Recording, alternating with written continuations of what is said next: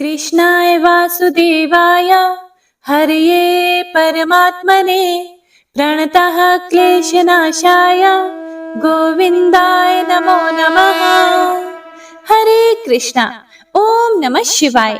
आप सभी का दिन शुभ और मंगलमय हो। आज हम वैशाख मास महात्म्य के अध्याय 28 का रसपान करेंगे और साथ ही भगवान शिव द्वारा माता पार्वती को सुनाया गया गीता का महात्म्य और लाभ भी सुनेंगे।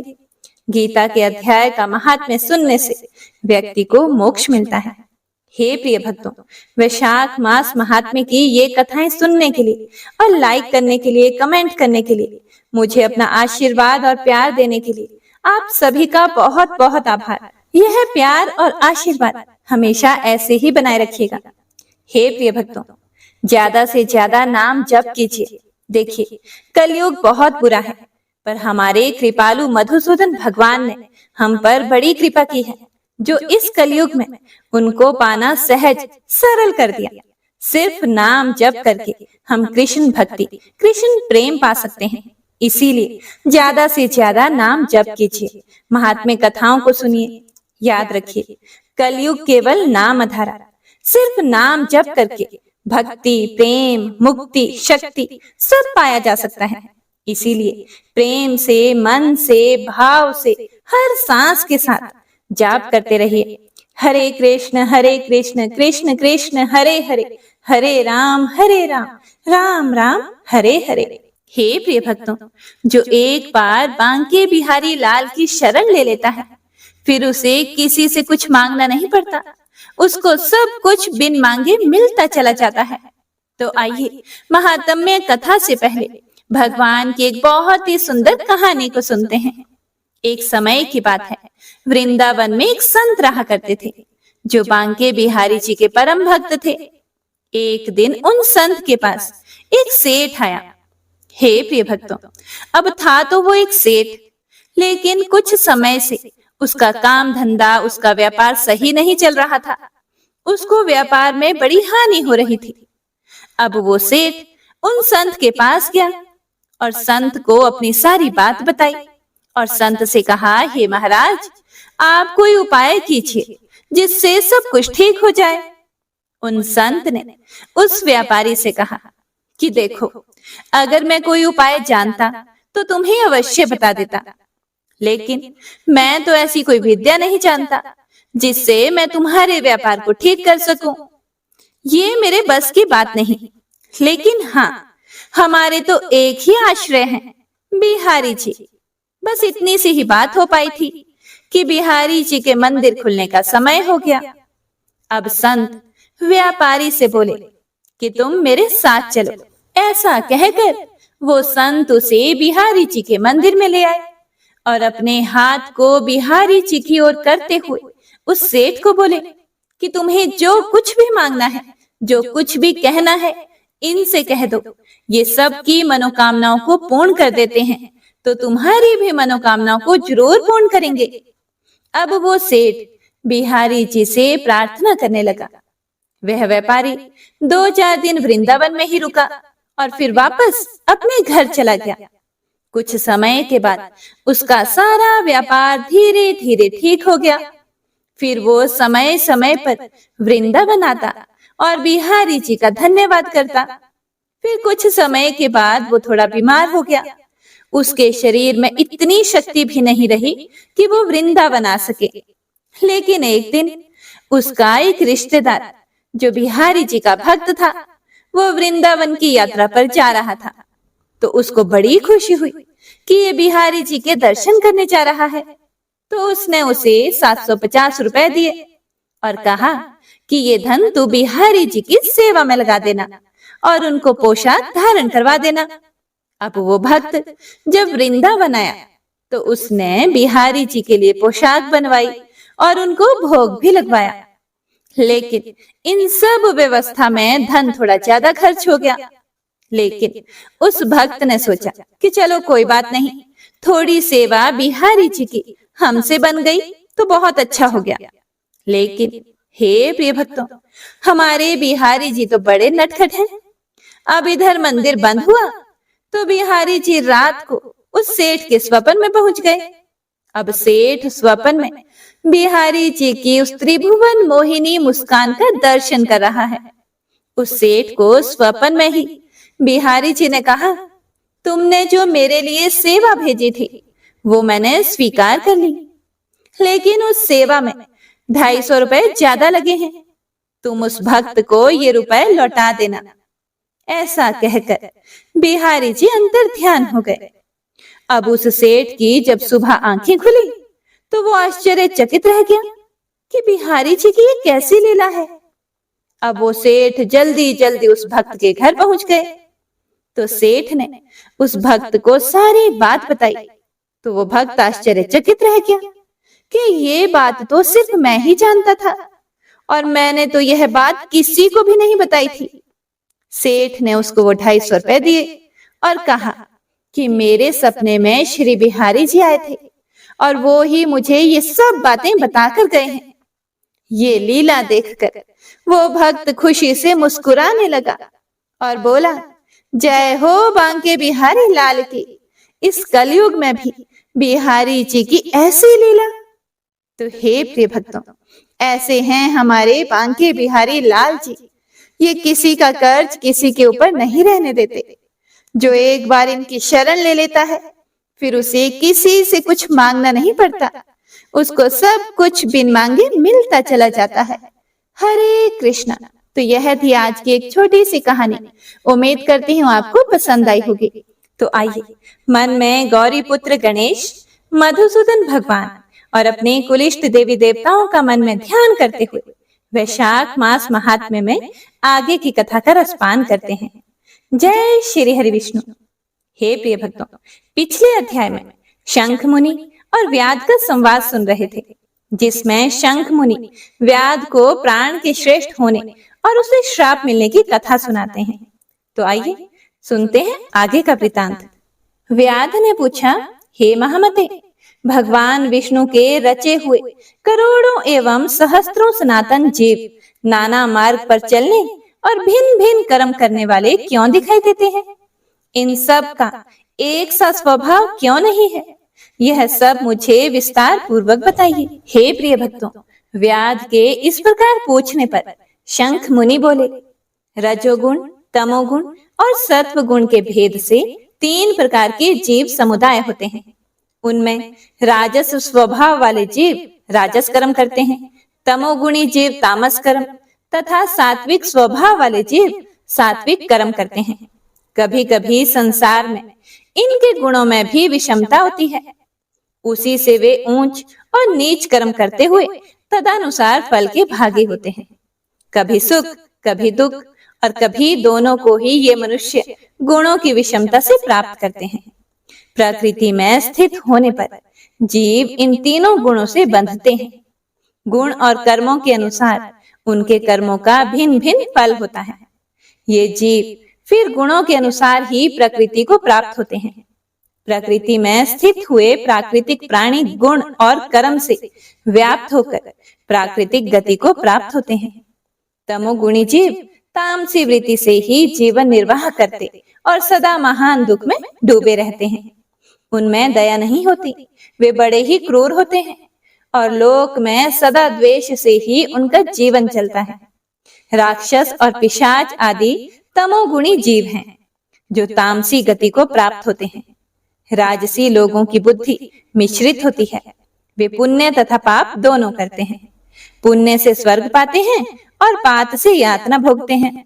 इसी कारण ये मंद भाग्य पुरुष बार बार इस संसार में आते जाते रहते हैं। जो सात्विक स्वभाव के मनुष्य हैं वे धर्मशील, दयालु, श्रद्धालु, दूसरों के दोष ना देखने वाले तथा सात्विक वृत्ति से जीवन निर्वाह करने वाले होते हैं। इसीलिए भिन्न भिन्न कर्म करने वाले जीवों के एक दूसरे से पृथक अनेक प्रकार के भाव हैं।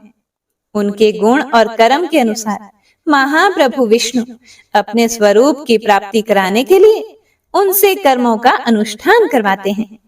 भगवान विष्णु पूर्ण काम है, उनमें विषमता और निर्दयता आदि दोष नहीं है। वे समभाव से ही सृष्टि, पालन और संहार करते हैं। सब जीव अपने गुण से ही कर्म फल के भागी होते हैं। जैसे माली बगीचे में लगे हुए सब वृक्षों को समान रूप से सींचता है और एक ही कुएं के जल से सभी वृक्ष पलते हैं, तथापि वे पृथक पृथक स्वभाव को प्राप्त होते हैं। बगीचा लगाने वाले में किसी प्रकार विषमता और निर्दयता का दोष नहीं होता। देवादिदेव भगवान विष्णु का एक निमेष ब्रह्मा जी के एक कल्प के समान माना गया है। ब्रह्म कल्प के अंत में देवादिदेव शिरोमणि भगवान विष्णु का उन्मेष होता है, अर्थात वे आंख खोल कर देखते हैं। जब तक निमेष रहता है तब तक प्रलय है। निमेष के अंत में भगवान अपने उदर में स्थित संपूर्ण लोकों की सृष्टि करने की इच्छा करते हैं। सृष्टि की इच्छा होने पर भगवान अपने उदर में स्थित हुए अनेक प्रकार के जीव समूहों को देखते हैं। उनकी कुक्षी में रहते हुए भी संपूर्ण जीव उनके ध्यान में स्थित होते हैं, अर्थात कौन जीव कहाँ किस रूप में है, इसकी स्मृति भगवान को सदा ही बनी रहती है। हे प्रिय भक्तों, शंख मुनि आगे कहते हैं कि भगवान विष्णु चतुर्व्यूह स्वरूप हैं। वे उन्मेष काल के प्रथम भाग में ही चतुर्व्यूह रूप में प्रकट होकर व्यूहगामी वासुदेव स्वरूप से महात्माओं में से किसी को सायुज्य साधक तत्व ज्ञान, किसी को सारूप्य, किसी को सामीप्य और किसी को सालोक्य प्रदान करते हैं। फिर अनुरुद्ध मूर्ति के वश में स्थित हुए संपूर्ण लोगों को वे देखते हैं। देखकर उन्हें प्रद्युम्न मूर्ति के वश में देते हैं और सृष्टि करने का संकल्प करते हैं। भगवान श्री हरि ने पूर्ण गुण वाले वासुदेव आदि 4 व्यूहों के द्वारा क्रमशः माया, जया, कृति और शांति को स्वयं स्वीकार किया है। उनसे संयुक्त चतुर्व्यूहात्मक महाविष्णु ने पूर्ण काम होकर भी भिन्न भिन्न कर्म और वासना वाले लोगों की सृष्टि की है। उन्मेष काल का अंत होने पर भगवान विष्णु पुनः योग माया का आश्रय लेकर व्यूहगामी संकर्षण स्वरूप से इस चराचर जगत का संहार करते हैं। इस प्रकार महात्मा विष्णु का यह सब चिंतन करने योग्य कार्य बतलाया गया है, जो ब्रह्मा आदि योग से संपन्न पुरुषों के लिए भी अचिंत्य एवं दुर्विभाव्य है। व्याध ने पूछा कि हे मुने, भागवत धर्म कौन कौन से हैं और किन के द्वारा भगवान विष्णु प्रसन्न होते हैं? फिर शंख मुनि ने कहा, जिससे अंतःकरण की शुद्धि होती है, जो साधु पुरुषों का उपकार करने वाला है तथा जिसकी किसी ने भी निंदा नहीं की है, उसे तुम सात्विक धर्म समझो। वेदों और स्मृतियों में बताए हुए धर्म का यदि निष्काम भाव से पालन किया जाए तथा वह लोक से विरुद्ध ना हो तो उसे भी सात्विक धर्म जानना चाहिए। वर्ण और आश्रम विभाग के अनुसार जो 4 प्रकार के धर्म हैं, वे सभी नित्य, नैमित्तिक और काम्य भेद से 3 प्रकार के माने गए हैं। वे सभी अपने अपने वर्ण और आश्रम के धर्म जब भगवान विष्णु को समर्पित कर दिए जाते हैं, तब उन्हें सात्विक धर्म जानना चाहिए। वे सात्विक धर्म ही मंगलमय भागवत धर्म है। अन्य अन्य देवताओं की प्रीति के लिए सकाम भाव से किए जाने वाले धर्म राजस माने गए हैं। यक्ष, राक्षस, पिशाच आदि के उद्देश्य से किए जाने वाले लोक निष्ठुर, हिंसात्मक, निंदित कर्मों को तामस धर्म कहा गया है। जो सत्व गुण में स्थित हो, भगवान विष्णु को प्रसन्न करने वाले शुभ कारक सात्विक धर्मों का सदा निष्काम भाव से अनुष्ठान करते हैं, वे भागवत अर्थात विष्णु भक्त माने गए हैं। जिनका मन सदा ही भगवान विष्णु में लगा रहता है, जिनकी जिह्वा पर भगवान का नाम है और जिनके हृदय में भगवान के चरण विराजमान हैं, वे भागवत कहे गए हैं। जो सदाचार परायण, सबका उपकार करने वाले और सदैव ममता से रहित हैं, वे भागवत माने गए हैं। जिनका शास्त्र में, गुरु में और सत्कर्मों में विश्वास है तथा जो सदा भगवान विष्णु के भजन में लगे रहते हैं, उन्हें भागवत कहा गया है। उन भगवत भक्त महात्माओं को जो धर्म नित्य मान्य हैं, जो भगवान विष्णु को प्रिय हैं तथा वेदों और स्मृतियों में जिनका प्रतिपादन किया गया है वे ही सनातन धर्म माने गए हैं। जिनका मन विषयों में आसक्त है उनका सब देशों में घूमना, सब कर्मों को देखना और सब धर्मों को सुनना कुछ भी लाभकारक नहीं है। साधु पुरुषों का मन साधु महात्माओं के दर्शन से पिघल जाता है। निष्काम पुरुषों द्वारा श्रद्धा पूर्वक जिसका सेवन किया जाता है तथा जो भगवान विष्णु को सदा ही प्रिय है वह भागवत धर्म माना गया है। भगवान विष्णु ने क्षीर सागर में सबके हित की कामना से भगवती लक्ष्मी जी को दही से निकाले हुए मक्खन की भांति सब शास्त्रों के सारभूत वैशाख धर्म का उपदेश किया है। जो दंभ रहित होकर वैशाख मास के व्रत का अनुष्ठान करता है वह सब पापों से रहित होकर सूर्य मंडल को भेद कर भगवान विष्णु के योगी दुर्लभ परम धाम में जाता है। हे प्रिय भक्तों, इस प्रकार द्विज श्रेष्ठ शंख के द्वारा भगवान विष्णु के प्रिय वैशाख मास के धर्मों का वर्णन होते समय वह 5 शाखाओं वाला वट वृक्ष तुरंत ही भूमि पर गिर पड़ा। उसके खोखले में एक विकराल अजगर रहता था। वह भी पाप योनिमय शरीर को त्याग कर तत्काल ही दिव्य स्वरूप होकर मस्तक झुकाए शंख मुनि के सामने हाथ जोड़कर खड़ा हो गया। ओम श्री विष्णवे नमः। आज का अध्याय यहीं समाप्त होता है। इससे आगे का वर्णन आप कल के अंतिम अध्याय में सुनेंगे। हे प्रिय भक्तों, भगवान शिव कहते हैं कि हे पार्वती, अब मैं गीता का महात्म्य बतलाता हूँ जिसे सुनकर कानों में अमृत राशि भर जाती है, इसीलिए इसे ध्यान पूर्वक सुनो। पाटलिपुत्र नामक एक दुर्गम नगर है जिसका द्वार बहुत ही ऊंचा है। उस नगर में शंकुकर्ण नामक एक ब्राह्मण रहते थे। उन्होंने वैश्यवृत्ति का आश्रय लेकर बहुत धन कमाया, किंतु ना तो कभी उन्होंने पितरों का तर्पण किया और ना ही कभी देवताओं का पूजन ही किया। वह धनुर्पार्जन में तत्पर होकर राजाओं को ही भोज दिया करता था।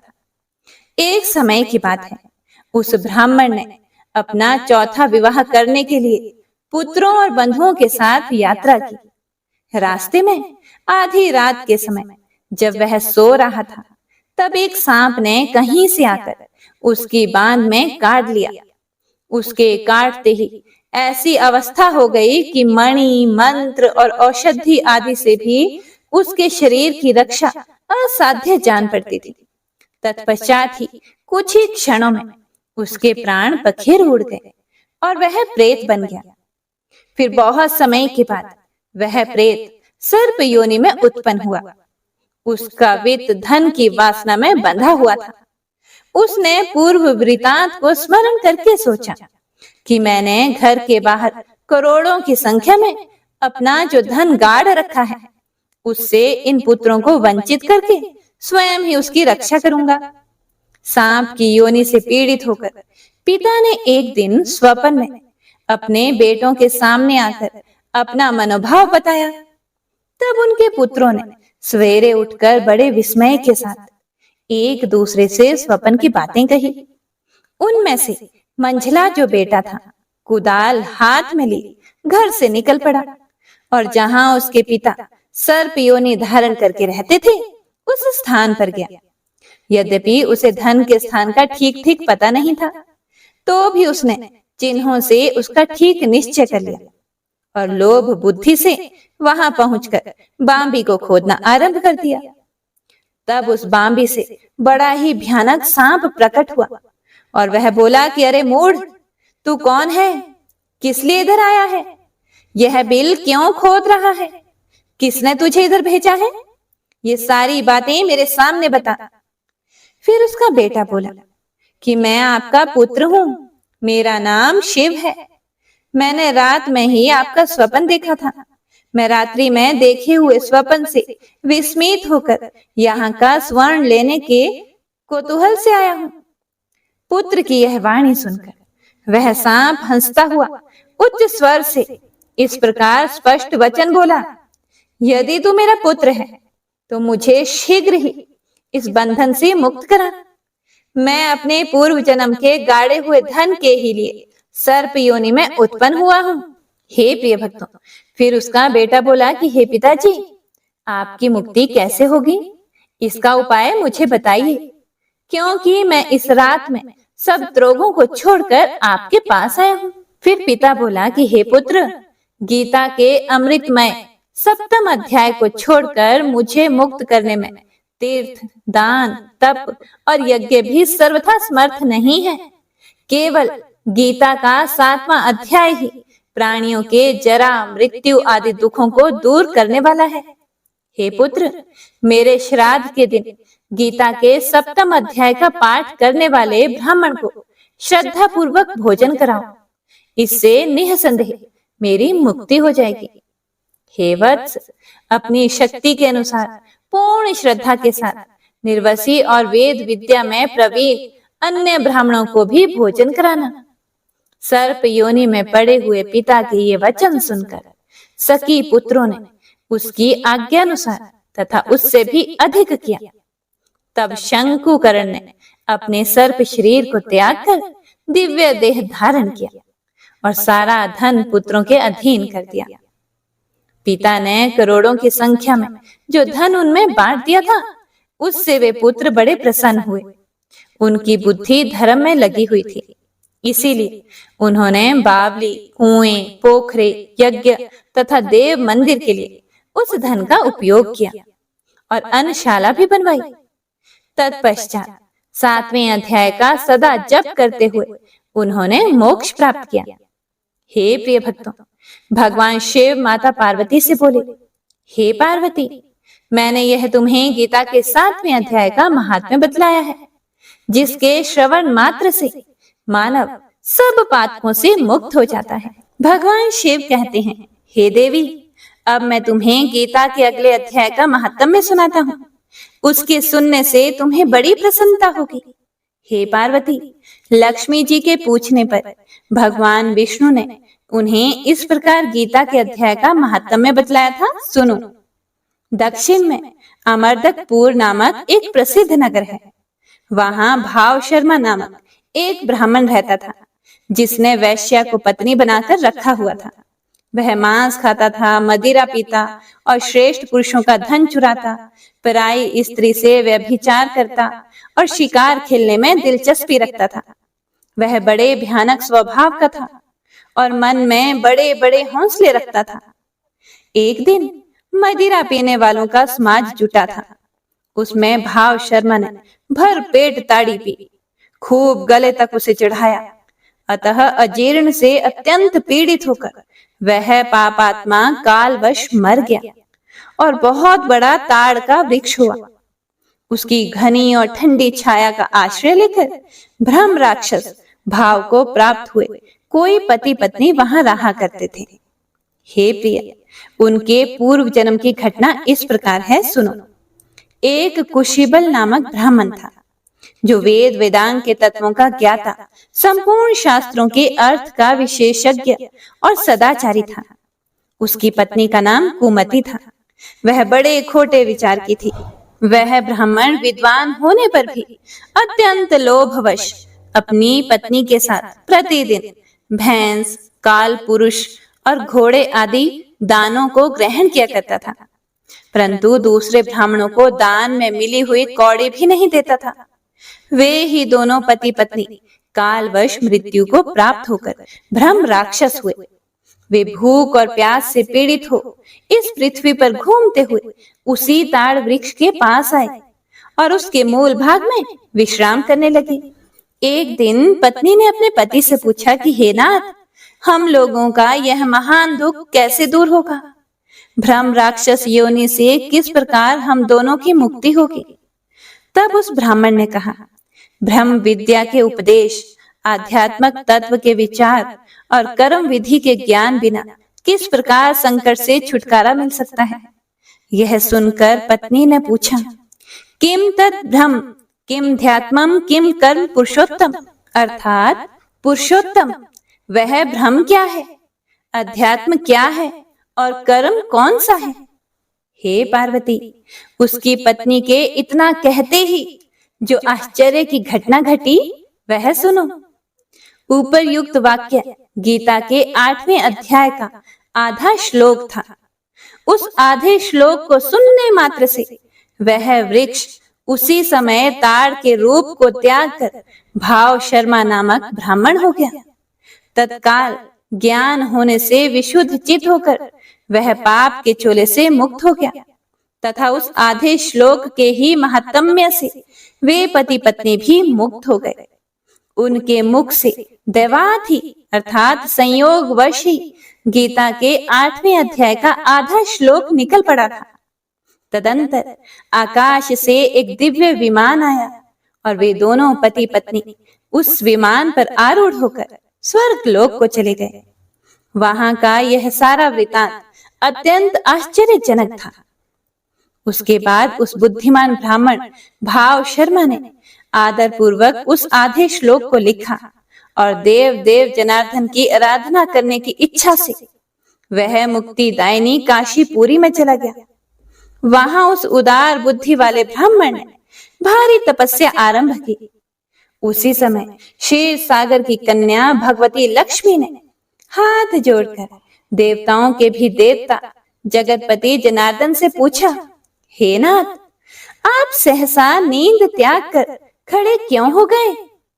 श्री भगवान बोले, हे देवी, काशीपुरी में भागीरथी के तट पर बुद्धिमान ब्राह्मण भाव शर्मा मेरे भक्ति रस से परिपूर्ण होकर अत्यंत कठोर तपस्या कर रहा है। हे प्रिय, वह अपनी इंद्रियों को वश में करके गीता के 8वें अध्याय के आधे श्लोक का जप करता है। मैं उसकी तपस्या से बहुत संतुष्ट हूँ। बहुत देर से उसकी तपस्या के अनुरूप फल का विचार कर रहा हूँ। हे प्रिय, इस समय वह फल देने को मैं उत्कंठित हूँ। पार्वती जी ने पूछा कि हे भगवान, श्री हरि सदा प्रसन्न होने पर भी जिसके लिए चिंतित हो उठते हैं, उस भगवत भक्त भाव शर्मा ने कौन सा फल प्राप्त किया?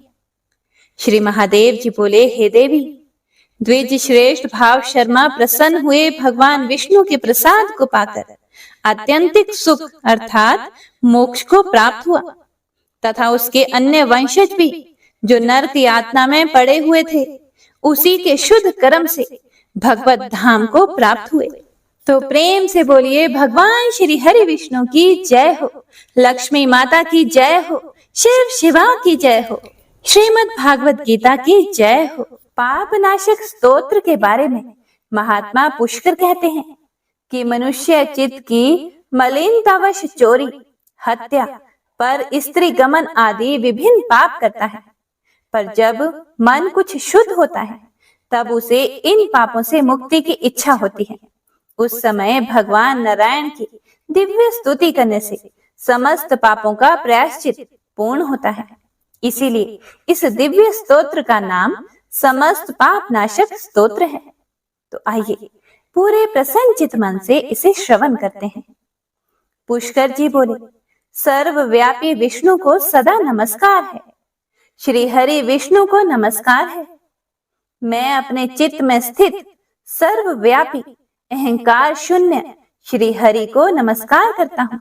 मैं अपने मानस में विराजमान अव्यक्त, अनंत और अपराजित परमेश्वर को नमस्कार करता हूँ। सबके पूजनीय, जन्म और मरण से रहित प्रभावशाली श्री विष्णु को नमस्कार है। विष्णु मेरे चित्त में निवास करते हैं। विष्णु मेरी बुद्धि में विराजमान है। विष्णु मेरे अहंकार में प्रतिष्ठित हैं और विष्णु मुझ में भी स्थित हैं। वे श्री विष्णु ही चराचर प्राणियों के कर्मों के रूप में स्थित हैं। उनके चिंतन से मेरे पाप का विनाश हो। जो ध्यान करने पर पापों का हरण करते हैं और भावना करने से स्वप्न में दर्शन देते हैं। इंद्र के अनुज शरणागत जनों का दुख दूर करने वाले उन पापापहारी श्री विष्णु को मैं नमस्कार करता हूँ।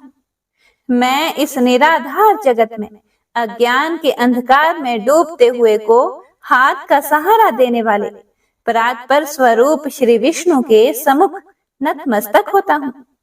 सर्वेश्वर प्रभो, कमल नयन परमात्मन, ऋषिकेश, आपको नमस्कार है। इंद्रियों के स्वामी श्री विष्णु, आपको नमस्कार है। नृसिंह, अनंत स्वरूप गोविंद, समस्त भूत प्राणियों की सृष्टि करने वाले केशव, मेरे द्वारा जो दुर्वचन कहा गया हो अथवा पाप पूर्ण चिंतन किया गया हो, मेरे उन सभी पापों का प्रशमन कीजिए। आपको नमस्कार है। हे केशव, अपने मन के वश में होकर मैंने जो ना करने योग्य अत्यंत उग्र पाप पूर्ण चिंतन किया है, उसे शांत कीजिए। परमार्थ परायण ब्राह्मण प्रिय गोविंद, अपनी मर्यादा से कभी च्युत न होने वाले जगन्नाथ, जगत का भरण पोषण करने वाले देवेश्वर, मेरे पाप का विनाश कीजिए।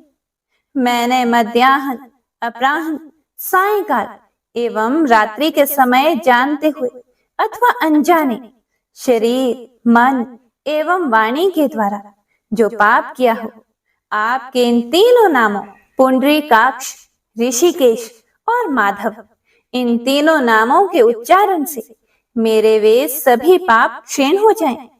हे कमल नयन, हे लक्ष्मीपते, इंद्रियों के स्वामी माधव, आज आप मेरे शरीर एवं वाणी द्वारा किए हुए पापों का हनन कीजिए।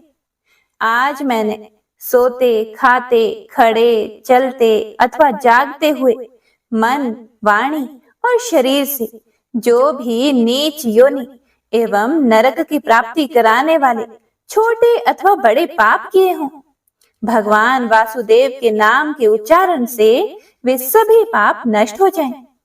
जो पर ब्रह्म, परम धाम और परम पवित्र हैं, उन श्री विष्णु के संकीर्तन से मेरे पाप लुप्त हो जाएं, जिसको प्राप्त होकर ज्ञानी जन फिर लौटकर नहीं आते।